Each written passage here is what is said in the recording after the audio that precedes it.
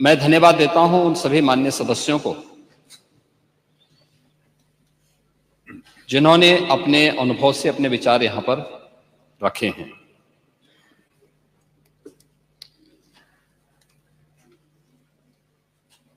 हम लोग जब यहां पर मान्यवर इस चर्चा में भाग ले रहे हैं, उस समय प्रयागराज में 56 करोड़ 25 लाख से अधिक श्रद्धालु मां गंगा, मां यमुना और मां सरस्वती की इस त्रिवेणी में आस्था की पावन डुबकी लगा चुके हैं। और जब हम सनातन धर्म के खिलाफ, मां गंगा के खिलाफ, भारत की आस्था के खिलाफ या महाकुंभ के खिलाफ कोई भी अनर्गल प्रलाप करते हैं, कोई झूठा वीडियो दिखाते हैं, तो इन 56 करोड़ लोगों की आस्था के साथ एक खिलवाड़ है, भारत की सनातन आस्था के साथ खिलवाड़ है। और मैं विनम्रता से कहूंगा कि आयोजन किसी पार्टी विशेष का नहीं था, किसी सरकार का नहीं था। मैं तो बार बार इस बात को कहता रहा हूं कि आयोजन समाज का है, सरकार पीछे है। सरकार सहयोग के लिए, अपने उत्तरदायित्वों का निर्वहन करने के लिए एक सेवक के रूप में हम लोग वहां पर हैं, और एक सेवक के रूप में अपने उत्तरदायित्वों का निर्वहन करने की हमारी जिम्मेदारी है। और उस निर्वहन के लिए हम लोग तत्परता के साथ अपनी जिम्मेदारियों का निर्वहन करेंगे, क्योंकि हमें अपनी जिम्मेदारियों का एहसास है। हमें भारत की सनातन परंपराओं के प्रति अगाध श्रद्धा का भाव है, और उन श्रद्धाओं को सम्मान देना वो हमारा दायित्व है। और ये हमारा सौभाग्य है कि सदी के इस महाकुंभ के साथ हमारी सरकार को जुड़ने का अवसर प्राप्त हुआ, और आयोजन के प्रति तमाम अफवाहों, तमाम प्रकार का दुष्प्रचार को दरकिनार करते हुए देश और दुनिया ने इस पूरे आयोजन के साथ सहभागी बनकर के इसे सफलता की एक नई ऊंचाई तक पहुंचाया है। महोदय, भी आयोजन के 7 दिन बाकी हैं संपन्न होने के, और जो मैंने आज दोपहर तक के आंकड़े बताए हैं, 56 करोड़ 25 लाख से अधिक श्रद्धालु अब तक प्रयागराज की महात्रिवेणी में आस्था की डुबकी लगा चुके हैं। और इसीलिए जब यहां पे हमारे प्रतिपक्ष के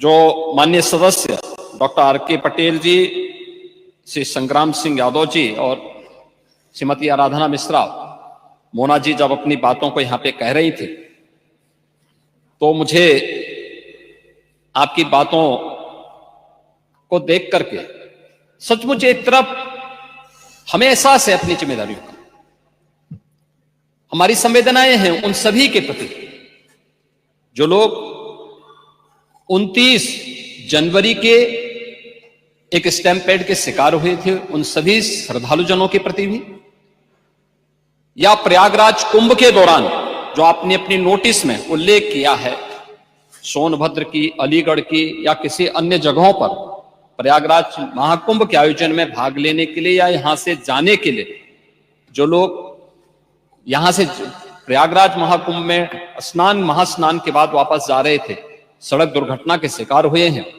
उन सबको हम श्रद्धांजलि देते हैं। हमारी संवेदना उन परिवारजनों के प्रति है। सरकार उनके साथ खड़ी है, हर संभव सरकार उनको मदद भी करेगी, लेकिन इस पे राजनीति करना कितना उचित है, प्रश्न यही है।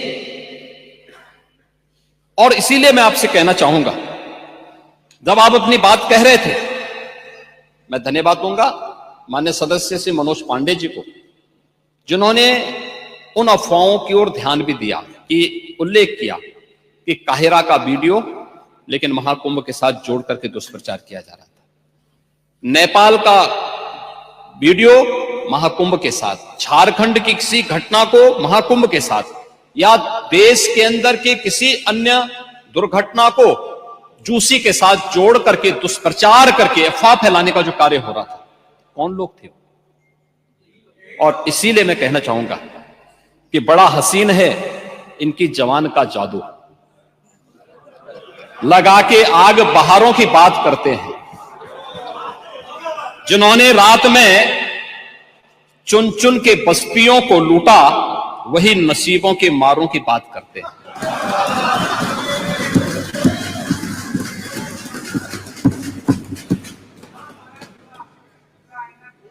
महोदय, ये उर्दू नहीं है, ये सब हिंदी। आपको मैं बताना चाहता हूं, आपको मैं एक और बात बताना चाहता हूं, जो अभी नेता प्रतिपक्ष कह रहे थे। जब उत्तर प्रदेश की स्थानीय बोलियों को इस सदन में महत्व मिला, उनके द्वारा कहा जा रहा था, उन्होंने विरोध किया था। ठीक उनकी सोच है, ये समाजवादी संस्कार भी है कि हर अच्छे कार्य का विरोध करना है, हर अच्छे कार्य का विरोध करना है। तो उन्होंने कहा कि हिंदी इस सदन की भाषा है, तो हिंदी को तो हटाया नहीं। इस सदस्यों को एक छूट दी गई है कि किसी भी इन बोलियों में बोल सकता है, हिंदी में ट्रांसलेट की उसकी सुविधा मिलेगी। ये सुविधा है, थोपा नहीं गया है। दूसरा, भोजपुरी हो, अवधी हो, बुंदेली हो या ब्रज हो, पांडे जी, इनकी लिपि भी देवनागरी है, कोई दूसरी लिपि नहीं है। संविधान के द्वारा घोषित जो व्यवस्था है उसी के दायरे में सारा कार्य हुआ है। आप जैसे उम्रदराज व्यक्ति को तो इसका स्वागत करना चाहिए, इसका स्वागत करना चाहिए। ओह, मैं इसीलिए कह रहा हूं, देवनागरी ही लिपि है और उसी दायरे में सारा कार्य हुआ है।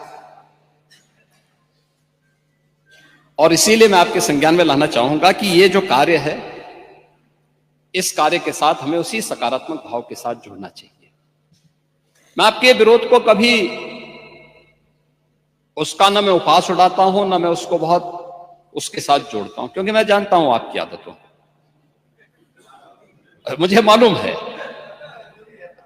आप लोगों के बारे में एक मान्यता ये भी है, मजबूरी भी है, और आपके बारे में मान्यता भी है कि आज के समाजवादियों के बारे में, तो जिस थाली में खाते हैं उसमें छेद करके फिर जाते हैं।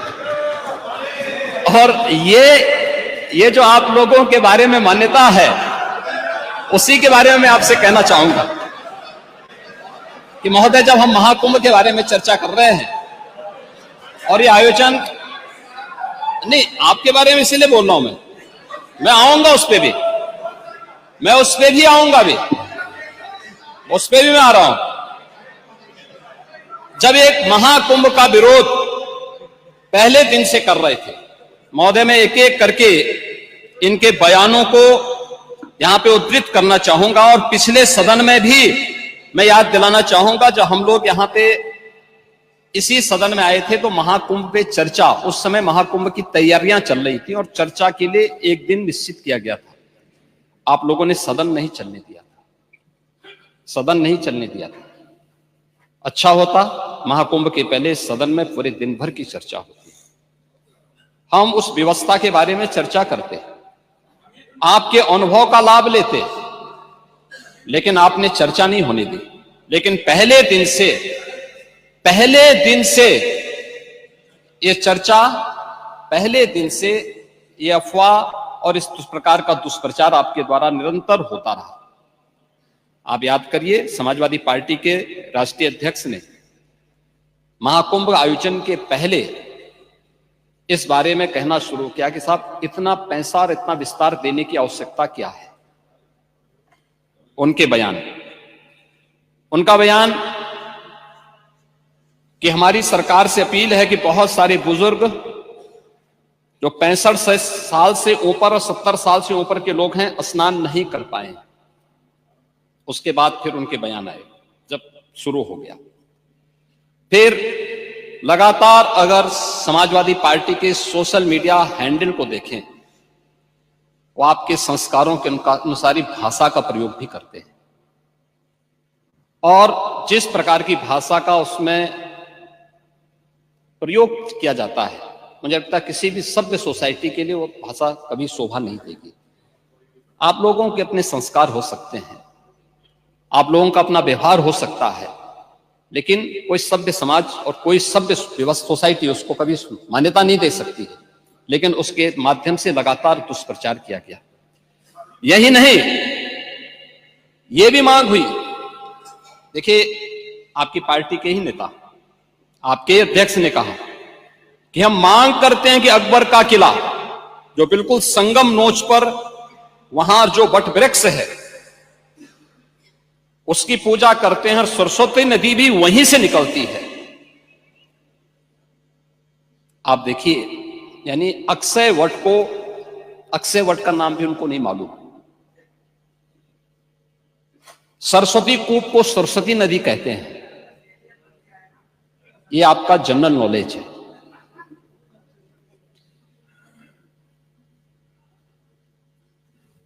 इन्होंने कहा महाकुंभ कोई शब्द नहीं, क्योंकि महायोजन के लिए बहुत सारा पैसा निकालना था, पैसे की बर्बादी करनी थी, इसलिए नाम भी इन्होंने महायोजन दिया।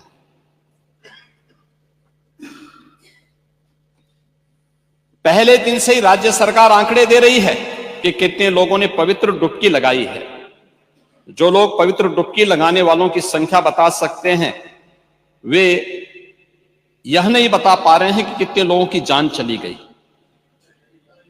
इनके एक सहयोगी आ रहे हैं, अरे चिंता मत करिए, एक एक प्रश्न का उत्तर देंगे, थोड़ा पेशेंस रखिए। देखो, आप बोल रहे थे, मैं बहुत शांति से सुन रहा था, बहुत शांति से। आप ही के एक सहयोगी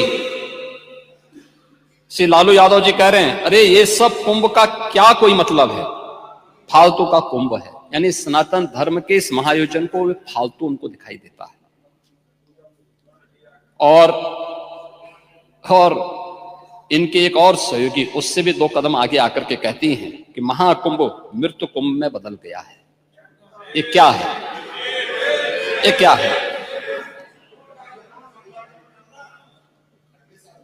मल्लिकार्जुन खड़गे, कांग्रेस के नेता, अध्यक्ष, कहते हैं कुंभ भगदड़ में हजारों लोग मारे गए।